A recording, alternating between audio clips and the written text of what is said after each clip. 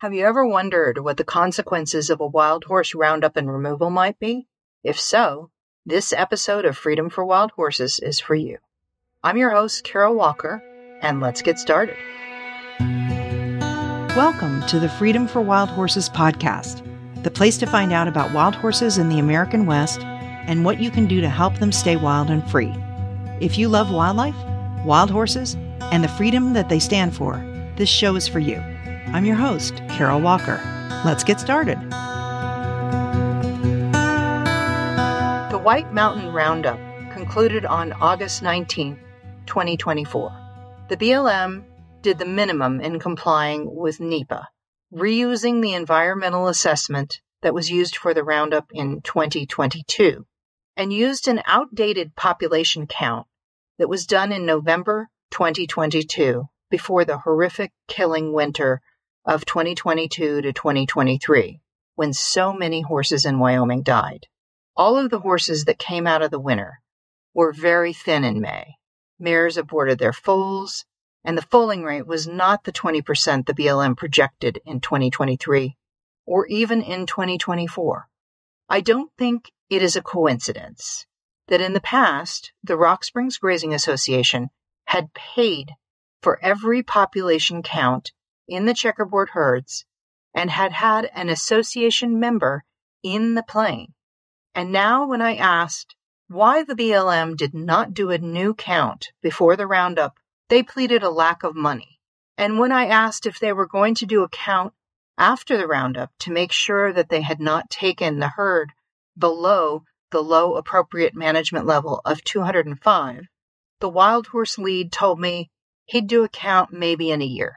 The Rock Springs Grazing Association has a vested interest in not getting an accurate count, since they want as many wild horses removed from the herd management area as possible. Of course they don't want a count afterward that might force the BLM to release some horses. The first day of the roundup, we had a very good view of the horses coming into the trap. They started in the furthest point south in Wild Horse Canyon in the checkerboard area of the herd management area. The checkerboard is an area 20 miles wide with an alternating pattern of private and public lands that was set up in the 1870s to provide funds for the railroad construction. The Rock Springs Grazing Association members own most of the private land and have grazing leases on most of the public land in 4 herd management areas in the checkerboard.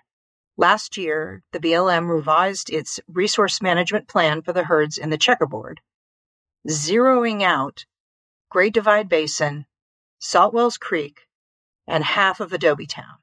And RSGA agreed to continue to allow wild horses in the checkerboard parts of White Mountain.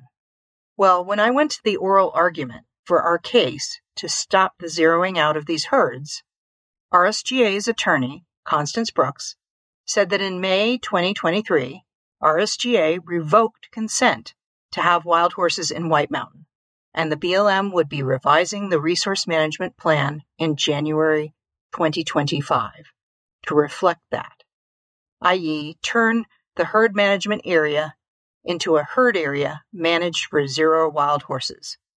So that is why I'm calling this a pre-zero out roundup. There were no injuries the first day of the helicopter roundup, but a mare who had been seen with an injury to her knee the day before was brought in and put in the euthanasia pen. We were able to see the other horses that had been brought in at temporary holding that day. The helicopter brought in virtually every horse and every wild horse family in the area. And when they went to the second trap site on Blue Rim the next day, they took most of the rest. We were initially put on a hill quite far from the trap, but the helicopter pilot did not like where we were, so we were moved to an area with an excellent, unparalleled view of the trap, right next to BLM employees from the state office on a field trip. I have not had a view like this in 15 years. The horses coming in were sweaty.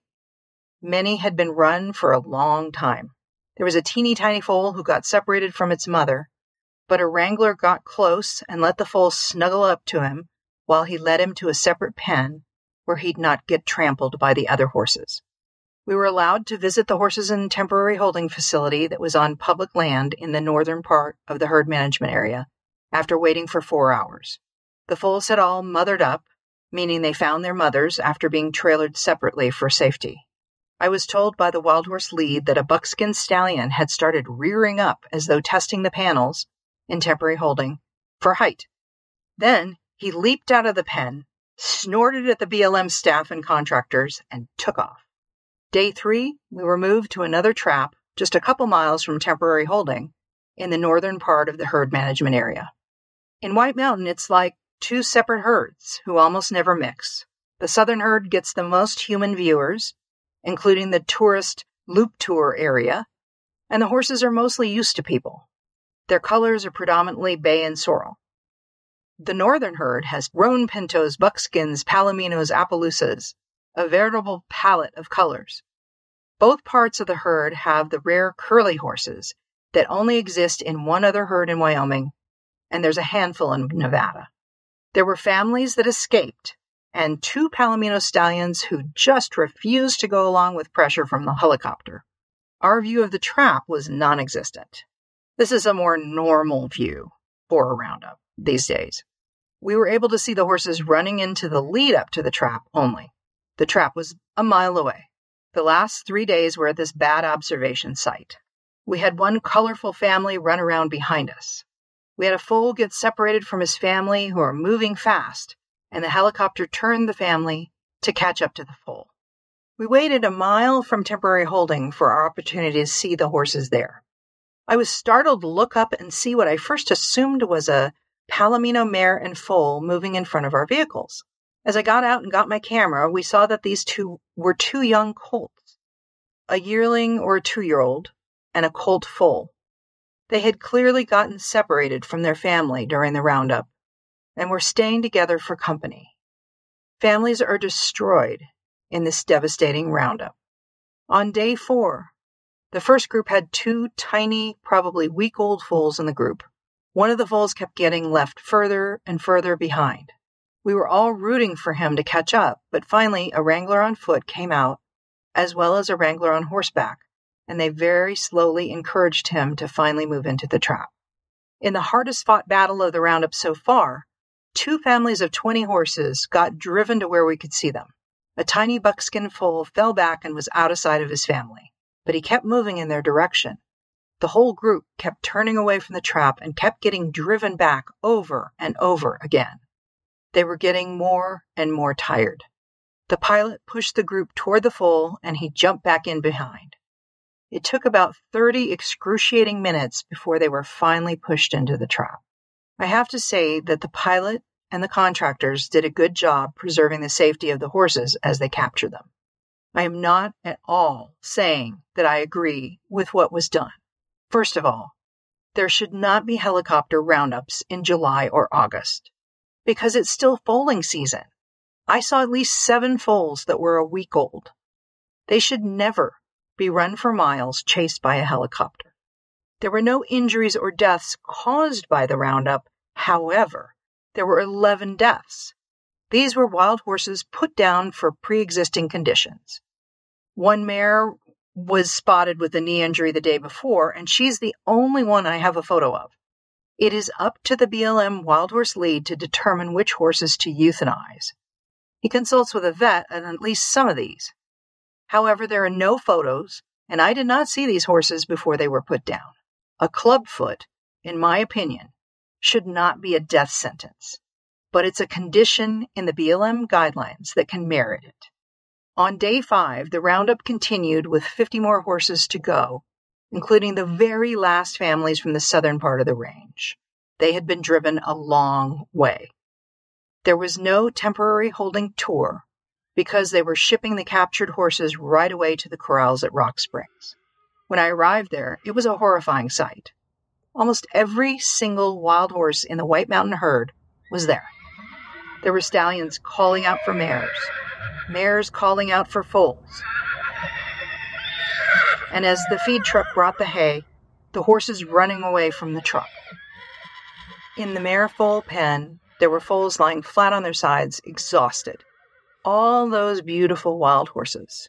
now in pens, facing an uncertain fate, having lost their freedom and their families forever. The range looks better than I've seen it in years.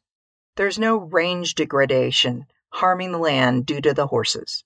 The horses are not harming the sage grouse and their habitat. People come from all over the world to do tours of the wild horses on the Wild Horse Loop. They will be disappointed. They are gone.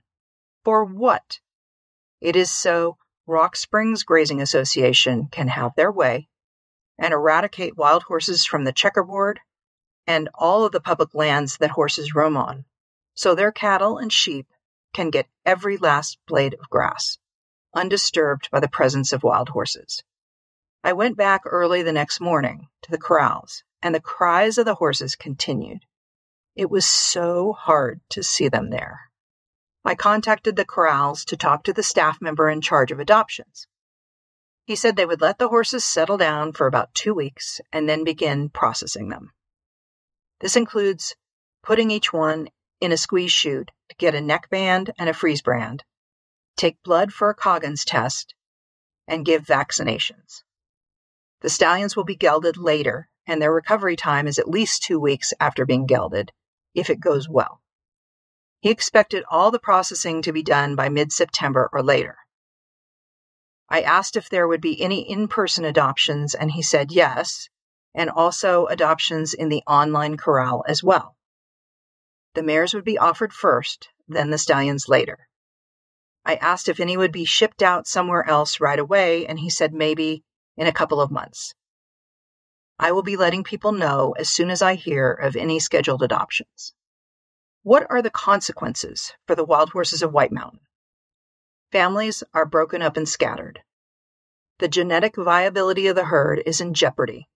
New studies show that there must be 255 wild horses in a herd to ensure that it remains genetically viable. And yet here, supposedly only 205 horses have been left, but I contend the number is much lower. But without a current count, how can anyone be sure? What about the Wild Horse Loop, the drive-through part of White Mountain, complete with signage about the wild horses? According to the Rock Springs Chamber of Commerce, the number one thing tourists ask them when visiting is where to find wild horses. The loop is empty of wild horses now. The tourists will have to go to the overlook at the corrals to see wild horses, and there is nothing resembling wild in them now. At the corrals, almost every single horse in White Mountain, minus the 11 who were euthanized, are there. Stallions in pens, mares in foals in other pens. They wait for their hay, the only thing to look forward to. Some are still calling out for family members that were ripped away. What will happen to these beautiful, irreplaceable horses? Some will be offered for adoption at the corrals. Some over 10 years old will be shipped to long-term holding if they ever get room. And the White Mountain herd will never be the same. What can be done? White Mountain is not yet slated to be zeroed out, but this roundup came very close. The two herds, Great Divide Basin and Saltwells Creek, and also half of Adobe Town, were on the chopping block. And since we lost our lawsuit to prevent this zero out, those herds could be put on the roundup schedule any time after October 1st. But we have appealed, and the case is going to the 10th Circuit Court. You can help by spreading the word, talking to your senators and representatives, and by donating to the legal fund at American Wild Horse Conservation. For photos of the roundup, go to my most recent blog post at www.wildhoofbeats.com. Thank you for listening to this episode of Freedom for Wild Horses. Thank you for listening to this episode of Freedom for Wild Horses. If you want to learn more, follow me at www.wildhoofbeats.com for more information and for ways to help America's wild horses. See you next time.